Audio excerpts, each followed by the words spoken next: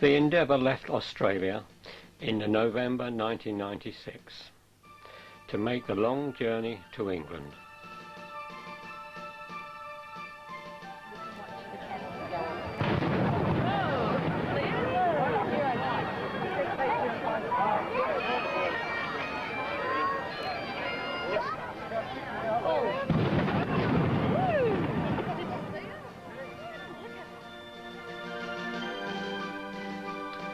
This took her nearly 4 months.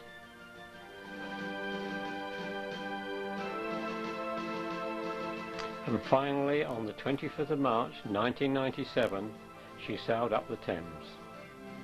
Whilst over here, she will visit several ports around the British Isles, and we caught up with her at Brighton in September. We were lucky, the queues were short, and believe it or not, the car park was free. That makes a nice change. Once on board, there was plenty of attendants who would answer your questions, and believe me, there were plenty of people who required answers. The main difference between the original vessel and the replica are in the timbers. Instead of the traditional oak, elm or spruce, the replica is built mainly of jarrah, a native Australian hardwood which will ensure the ship's long life.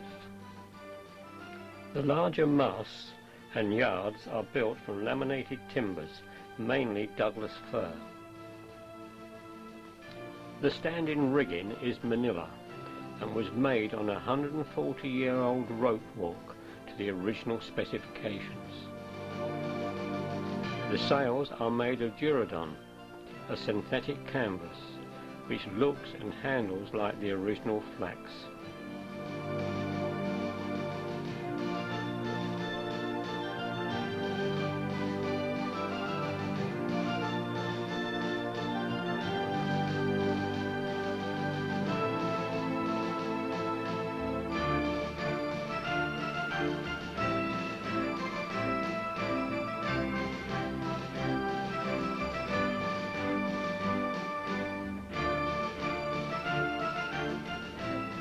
Let's go below and have a look around.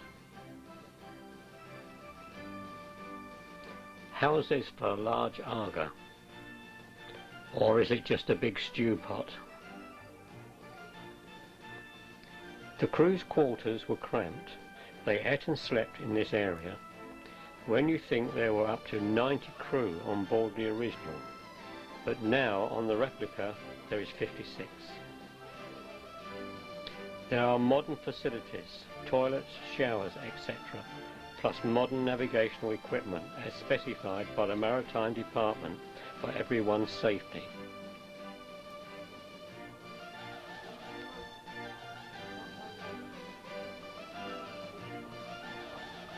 In some areas the headroom is very low.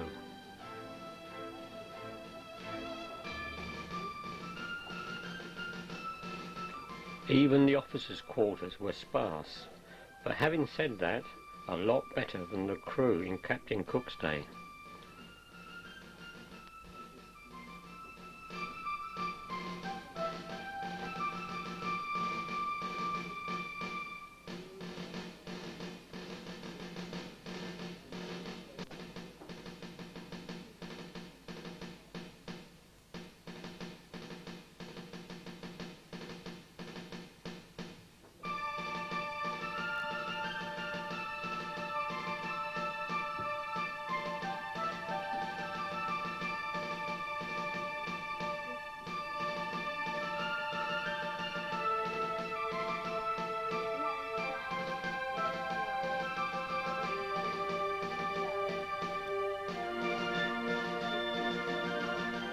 This is the officers' and gentlemen's mess deck. There's swivel guns. When you go back up to 6 pellets, 3 either side.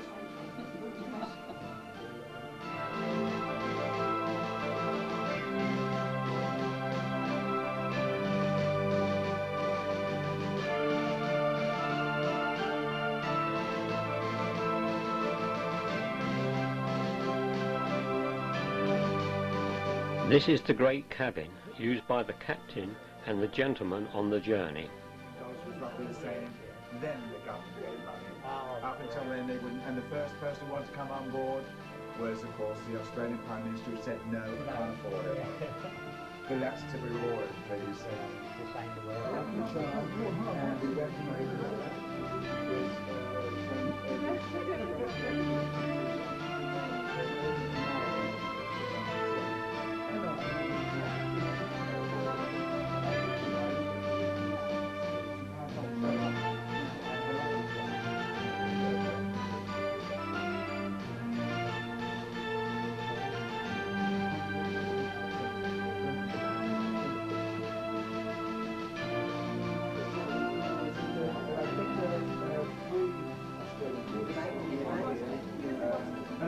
well, it could have done, but I mean, Mr. Green is an astronomer, and the sailing master would come out and work with Mr. Green, and sometimes they would work here. But I mean, basically, this basically was belonged to the captain.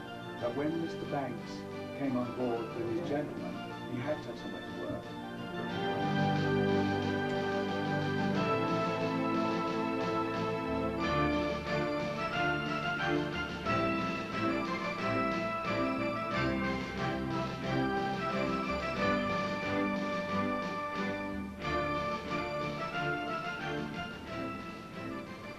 As you can see, the attendants were kept very busy.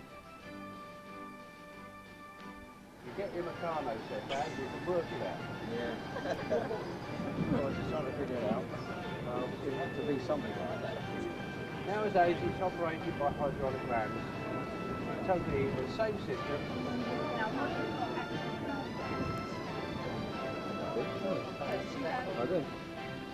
All that's left is for us to wish her bon voyage on her way home to Australia via North America and the Pacific. Everyone who helped to build her did a wonderful job and must be proud of her.